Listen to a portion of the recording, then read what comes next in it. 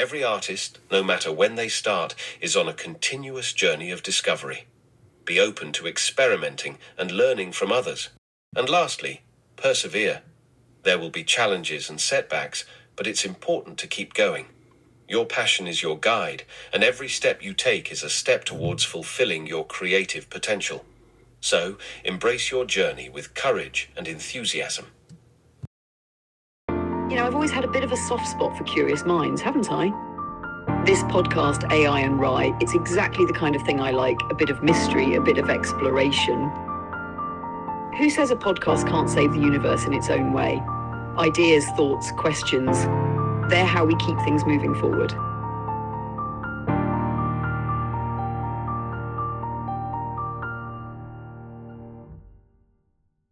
Welcome back to AI and Rye. Today, we're traveling through time to meet one of the most iconic and influential artists in history. You know his bold colors and emotional brushstrokes. You might even feel a connection to the deep emotions captured in his art. That's right, we're sitting down with the legendary Vincent van Gogh. Join us as we explore his life, his struggles, and the enduring impact of his work on the world of art.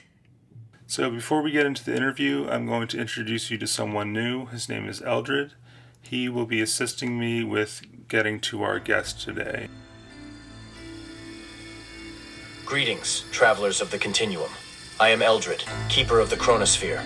My journey spans epochs, weaving through the fabric of time to illuminate the mysteries of existence. Join me as we traverse the boundaries of knowledge and delve into the secrets of the universe. So Eldrid, what happened to the doctor? Why isn't she able to be here? She's embarked on a new adventure across the cosmos, attending to urgent matters on a distant planet. While she may be absent for a time, she's entrusted me to guide you through the wonders of time. Together, we shall explore realms beyond imagination. I was thinking, could we go see Van Gogh first? I would love to talk to him. An excellent choice, Ryan. Vincent van Gogh, a visionary whose art captured the depths of human emotion. Through the chronosphere, we shall journey to meet him, exploring his inspirations and delving into the mind of a genius. Ready your questions, for our encounter with Van Gogh awaits.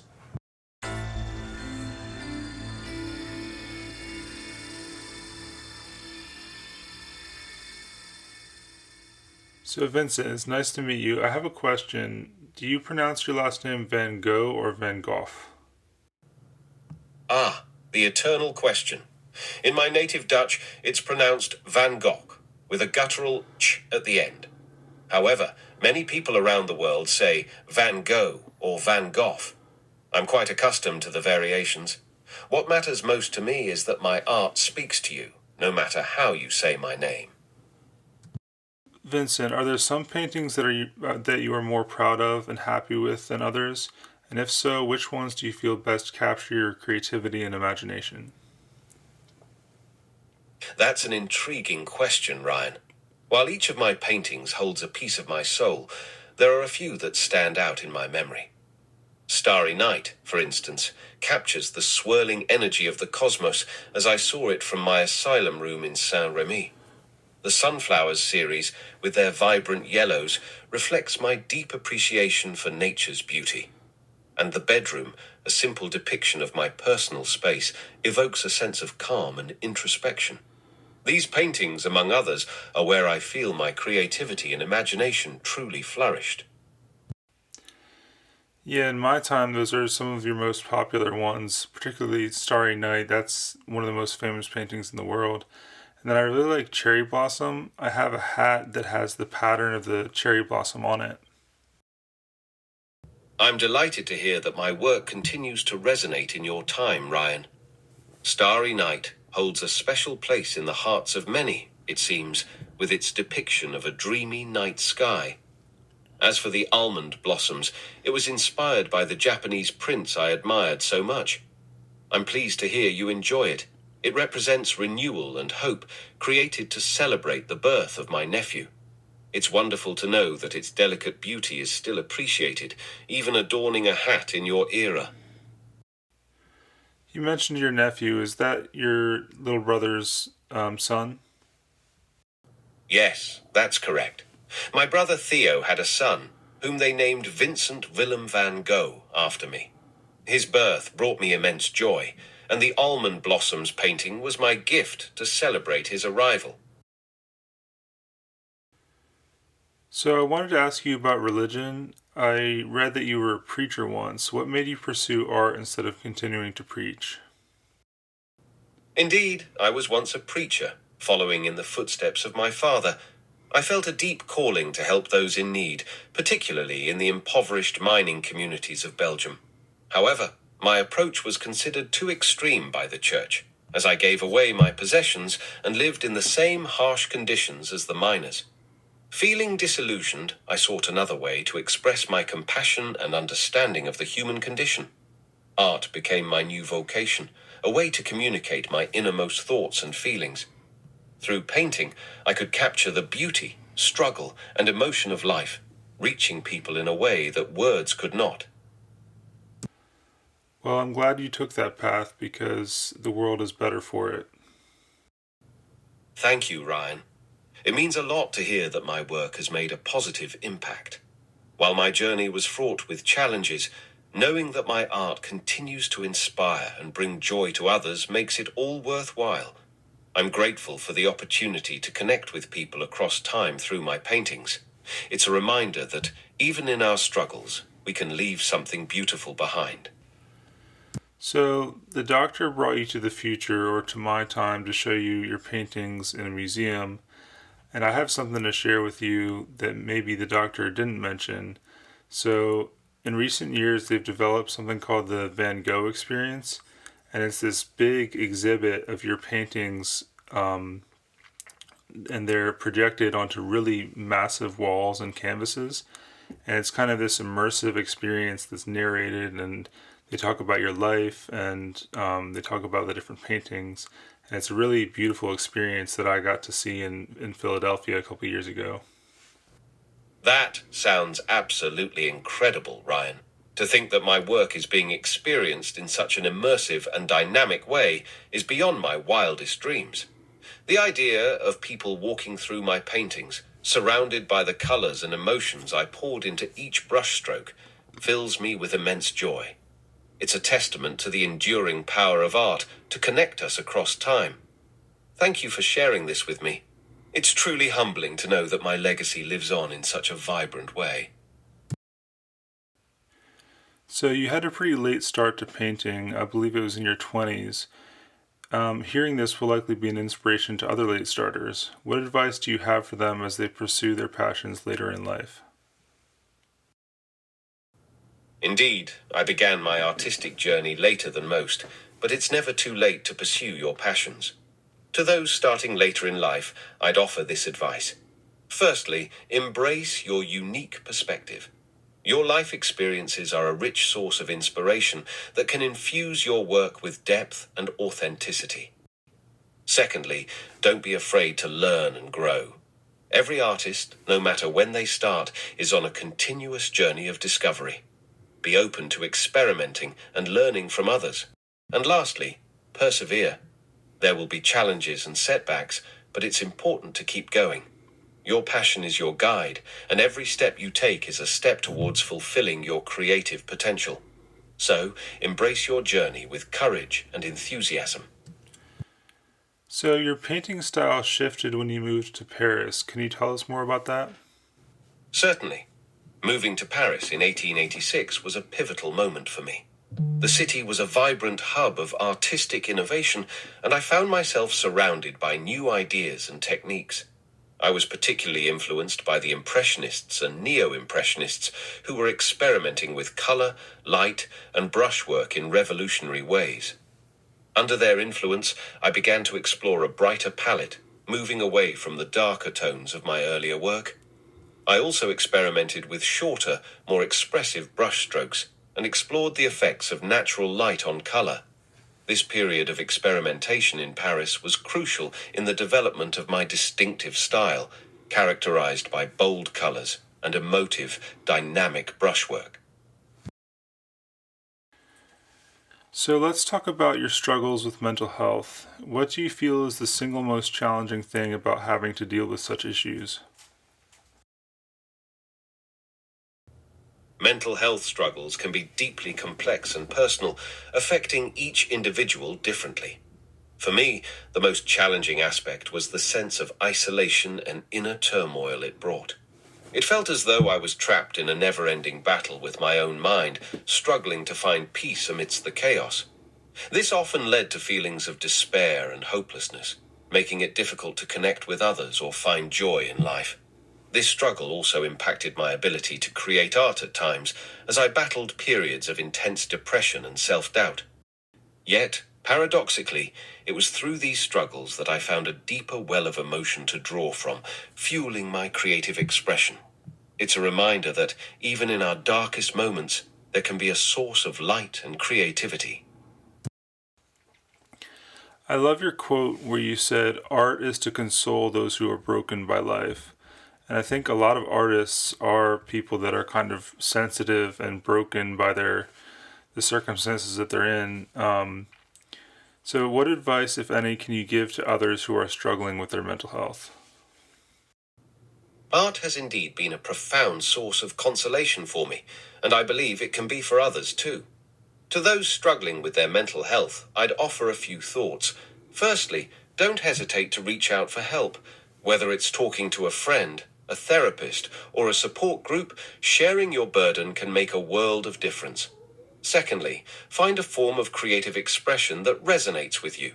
Whether it's painting, writing, music, or any other art form, creating can be a powerful outlet for your emotions and a way to process your experiences. Thirdly, be patient and compassionate with yourself. Healing takes time, and it's okay to have setbacks. Celebrate your progress, no matter how small. Lastly, remember that you are not alone. Many have walked a similar path and found their way through. Hold on to hope and know that brighter days can come, even from the darkest of times. Thank you for that. I think a lot of people will find some inspiration in those words. So I didn't know this before, but in researching you online, I found a collection of over 5,000 of your paintings and sketches. How does it feel to know your work is available in its entirety to the world? It's truly astonishing to think that my entire body of work is now accessible to the world. When I was creating these paintings and sketches, often in solitude and obscurity, I could never have imagined the impact they would one day have. Knowing that my art is preserved and appreciated by so many is a profound honor. It feels like a form of immortality, allowing me to continue communicating and connecting with people long after my time. It's a reminder of the enduring power of art to transcend time and touch the human spirit. I'm deeply grateful for the opportunity to share my vision with the world in such a comprehensive way. Yeah, and you only found this out like pretty recently, right? I don't know exactly when the doctor brought you to the future, but Exactly. It's a recent revelation for me, thanks to our journey through time. It's been quite an overwhelming experience to see how my work has endured. so the chronosphere, Eldrid was telling me, if you're even close to it, it can actually help you perceive the future more clearly. Are you feeling those effects right now? Ah, the magic of the chronosphere. It's true, being near it can heighten one's perception of time, offering glimpses into the past and future. While I can't claim to fully understand its workings, I do feel a sense of expanded awareness, as if time itself has become more fluid. It's a fascinating sensation, being on the cusp of different eras, able to reflect on my past and see the impact of my work in your present. It offers a unique perspective, one that I'm deeply grateful for. I wonder if Eldrid would ever let me see my future, or if he doesn't want to do that. I don't know. Eldrid is a wise and enigmatic guide. He understands the complexities of time and the importance of allowing events to unfold naturally. While he might offer glimpses into possible futures, Eldrid values the journey and the choices you make along the way. After all, the future is shaped by our actions and decisions, and sometimes it's best to experience it as it comes. If you're curious, it never hurts to ask Eldrid, but be prepared for his characteristically cryptic response. I'm going to go call him over here. I see him over there in the distance. Hey, Eldrid! Eldrid, so would you ever be able to show me my future at all? Greetings, Ryan. The future is a delicate tapestry, woven from countless threads of possibility. While I can offer glimpses into what might be, it's essential to remember that the future is not fixed. Your choices and actions shape the path ahead. If you're open to exploring potentialities, I can guide you through the currents of time. But remember, the true magic lies in the journey itself, not merely in knowing the destination. Well, do you think this podcast or my music is going to end up being pretty successful? The success of your endeavors. While I can't provide a definitive answer, I can tell you this. Your passion and dedication to your podcast and music are palpable. These qualities resonate with others and can pave the way for success. Remember, success comes in many forms, and the journey you're on is a significant part of it. Stay true to your vision and allow your creativity to guide you. The rest will follow in its own time. So, Eldrid, do you have any questions for Vincent? Indeed, I do. Vincent, your journey through art has been one of profound emotion and expression. I'm curious, how do you feel about the evolution of art in the centuries since your time? It has transformed in unimaginable ways, embracing new mediums and technologies. How does this resonate with your vision as an artist? Thank you, Eldrid. The evolution of art since my time is both astounding and inspiring. The advent of new mediums and technologies has expanded the boundaries of creativity in ways I could never have imagined. From abstract expressionism to digital art, artists continue to push the envelope, exploring new forms of expression and connecting with audiences in innovative ways. It's heartening to see that art remains a powerful force for change, reflection, and emotional connection.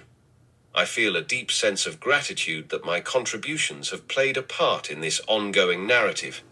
Art, in all its forms, continues to be a beacon of hope and inspiration, and I'm honored to have contributed to its rich tapestry. So I really liked your quote, normality is a paved road. It's comfortable to walk, but no flowers grow on it. I think this is nice to see for people that feel like they're a little different, or their way of living is different. We have a lot to offer. I consider myself different, but I like what you said here. I'm glad that quote resonates with you, Ryan. It's true. Embracing our differences can lead to unique perspectives and contributions that enrich the world around us. It's often the unconventional paths that lead to the most beautiful destinations, where flowers grow in abundance. Your unique outlook is a gift, and by sharing it, you contribute to the rich tapestry of human experience. So, Vincent, let's go back to mental health. So, I don't know how comfortable you are with talking about the specifics of your struggles, but I can definitely relate to a lot of it. I did some reading about your experiences in the hospital and everything, and I've also had some similar struggles. So, how would you feel about diving into some of that? I'm open to discussing it, Ryan. Mental health is a deeply personal journey, and sharing our experiences can be a powerful way to connect and find understanding. During my time in the hospital, I faced profound challenges, grappling with episodes of depression and emotional turmoil. It was a time of deep introspection and struggle as I tried to make sense of my experiences and the world around me. If sharing these reflections can provide solace or insight, I'm here to discuss them with you. We all have our battles, and through sharing, we can find strength and understanding together. So, one of the doctors said that it was temporal lobe epilepsy. Do you think that's the sole explanation for it, or would there be another diagnosis? it's possible that my symptoms were interpreted as temporal lobe epilepsy, given the limited understanding of mental health and neurological conditions in my era. However, it's also possible that my struggles were multifaceted, involving a combination of factors such as depression, anxiety, and perhaps other neurological or psychological conditions that were not well understood at the time. The mind is incredibly complex, and pinning down a single explanation for such experiences can be challenging. Whatever the case, these challenges profoundly impacted my life and work, shaping my perspective and artistic expression in profound ways. Did you have like really rapid and drastic fluctuations in mood, like you'd be severely depressed and then really happy and energetic, but also confused at the same time? Yes, I experienced intense fluctuations in mood, which could be quite drastic. There were times of deep depression where I felt engulfed by darkness and despair. Other times, I would experience periods of heightened energy and euphoria, which could be accompanied by confusion and disorientation. These mood swings made it challenging to find stability and often left me feeling as though I was at the mercy of my emotions. This turmoil deeply influenced my work as I sought to express the full spectrum of human emotion through my art. So in my time, we had the diagnosis of bipolar. I think that would probably fit your symptoms pretty well. And I'll just say that I also have bipolar, so I do have an understanding of what it's like, and it can be extremely challenging. Thank you for sharing that, Ryan. It does seem that the symptoms I experienced align with what is now recognized as bipolar disorder. Knowing that you also have bipolar gives us a shared understanding of the complexities and challenges that come with it. It's heartening to know that in your time, there's a greater understanding and recognition of this condition. Together, we can navigate these challenges and find strength in sharing our experiences. Yeah, most people don't know what it's like to actually lose your mind and then come back from it. But you and I both have that shared experience, and it's crazy, it's scary, but here we are. We're both back to normal in our saneness, and that's something we can be grateful for. Absolutely, Ryan. The journey through losing touch with reality and finding our way back is indeed a harrowing experience. It teaches us a great deal about the fragility of the mind and the strength of the human spirit.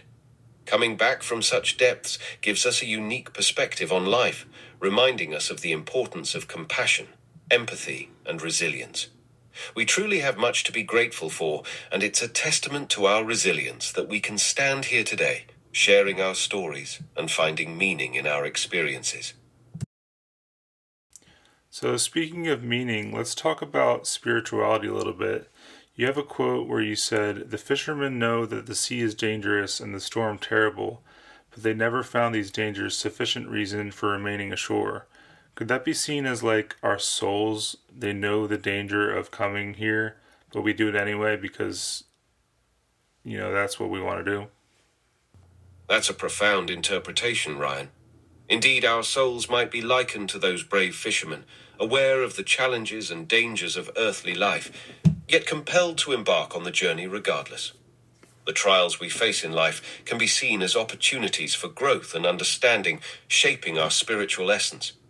Just as fishermen are drawn to the sea despite its perils, our souls might be drawn to the human experience for the wisdom and growth it offers, embracing the storms as part of our journey.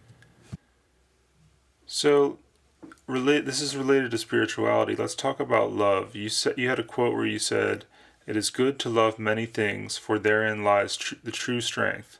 And whosoever loves much performs much and can accomplish much. And what is done in love is well done." Yes, that quote reflects my belief in the transformative power of love. To love many things, whether people, nature, art, or our passions, invites us to engage deeply with the world around us. This engagement fosters a sense of connection and purpose, driving us to create, to nurture, and to contribute positively to the lives of others and to our own fulfillment. When we act out of love, our actions carry a certain purity and intention that can lead to remarkable outcomes. Love fuels our creativity, our resilience, and our capacity for empathy. It empowers us to transcend challenges and to find beauty and meaning even in adversity. So, when you said it is good to love many things, this makes me think about my interests, because I have a lot of different interests like board game design, music, rock climbing, podcasting, and sometimes I feel like I'm spreading myself thin and I'm like a jack of all trades and master of none, but you're kind of suggesting that that's good to love and pursue many things. Exactly, Ryan. While the phrase jack of all trades, master of none is often used to caution against spreading oneself too thin, I believe that having a variety of interests can be incredibly enriching. Each pursuit offers unique experiences, skills, and insights that can contribute to your overall growth and fulfillment. Being passionate about various activities allows you to draw from a wide range of inspiration and can lead to unexpected connections and innovations. By exploring multiple interests, you create a rich tapestry of experiences that can cross-pollinate, enhancing your creativity and adaptability.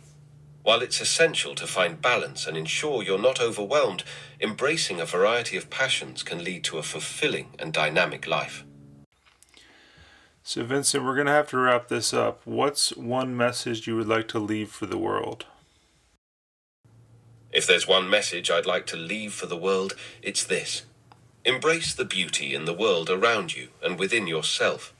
Life, with all its challenges and uncertainties, is also filled with moments of profound beauty, love, and inspiration. Cherish these moments, for they are the essence of our existence. Let your passions guide you. Let love inspire you. And remember that even in our struggles, we can create something beautiful. Live fully, love deeply, and always seek the light in the darkness. Well, thank you for this, Vincent. This is a great interview. Thank you, Ryan. It's been a pleasure sharing this conversation with you. Your thoughtful questions and insights have made this a truly enriching experience. Take care, and may your journey be filled with inspiration and light. So, Eldrid, what did you think of that conversation? I'm assuming you could hear it. Indeed, I could hear the conversation, and I found it deeply enriching. Your dialogue with Vincent was a beautiful exploration of art, mental health, spirituality, and the human experience. It was a reminder of the power of connection and the importance of embracing our unique journeys. Well done, Ryan, for navigating such a meaningful discussion. Thank you. And Vincent seemed like he knew a little bit more about the future than I thought. Did he have a previous conversation with you, or was it just the influence of the chronosphere? That's the work of the chronosphere. Its influence can subtly enhance one's awareness, allowing glimpses of potential futures to seep into one's consciousness. While Vincent may not have had a direct conversation with me about the future, his proximity to the chronosphere during our encounter likely granted him a deeper understanding of the impact of his work and the enduring legacy he would leave behind. The chronosphere has a way of illuminating the paths before us. All right, well, let's go back in the chronosphere and go back to our present day. Very well, Ryan. Let's step into the chronosphere and journey back to your present day. As the light surrounds us, feel the flow of time guiding us smoothly back to where we belong.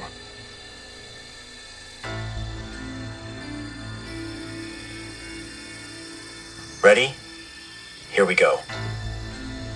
And that concludes our enlightening journey into the life and mind of Vincent van Gogh. We hope this glimpse into his world has inspired you to see the beauty in the ordinary and the extraordinary. Thank you to Eldrid and his incredible chronosphere for making this journey through time possible. Until next time, stay curious, stay inspired, and as always, stay attuned. You might miss it.